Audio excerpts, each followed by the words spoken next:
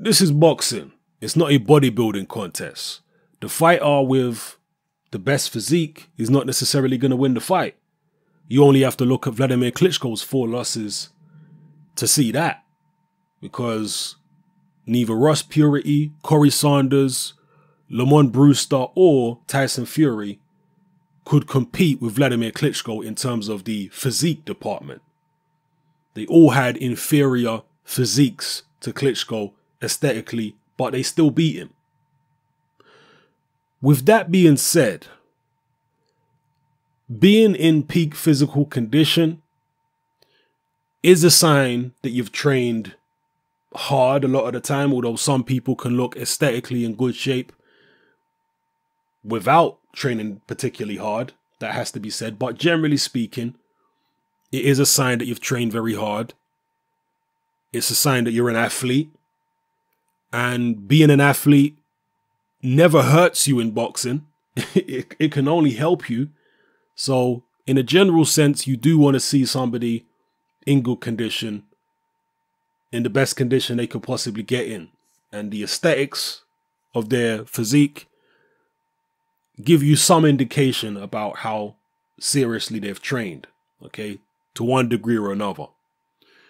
And when it comes to James Degale, as you can see from the picture on screen, this is by far the best condition I've seen James Degale in. He's going into his big unification showdown with Badou Jack to establish supremacy at 168 pounds. Degale says this is the first time that he's worked with a strength and conditioning coach / nutritionist. I forget the guy's name off the top of my head, but Degale was working with this guy for the first time. And it's all scientific, as Degale terms it. So, as you can see in the picture, the results are very, very clear. I've never before seen James Degale with this level of muscle definition. So, the training that he's doing is clearly different than what he's been doing before. And how that will manifest itself in the fight, I don't know. Will it just be an aesthetic change? Or will we see a tangible difference in terms of his physicality in the ring in a functional sense? Will he be stronger? Will he be noticeably sharper, faster?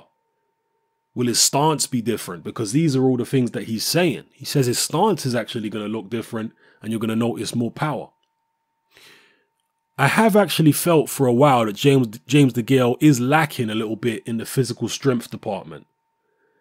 The Porky Medina fight, to me, seemed to indicate that, and even the Lucian Bute fight. So, with this strength and conditioning coach on board / nutritionist,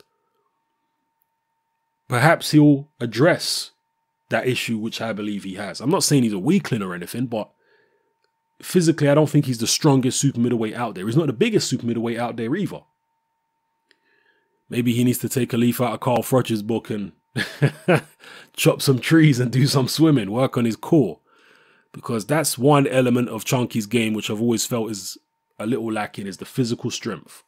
So if he can get that, and you can improve physical strength, there's no question about it. You can improve it.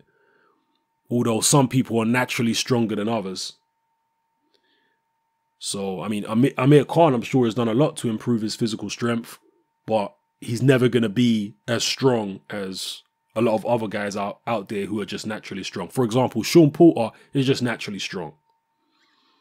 There's nothing Khan could do without pumping himself up huge like a bodybuilder or whatever, or a powerlifter, and then he'd never be able to make 147. So there's nothing that Khan could do at 147 pounds to make himself as strong as Sean Porter. Some people are just naturally stronger than others.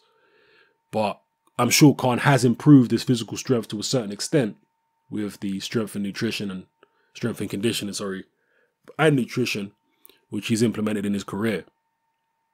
So we'll see what it's going to be like for Degale. How much will it make a difference in the actual fight, in the ring, where it counts?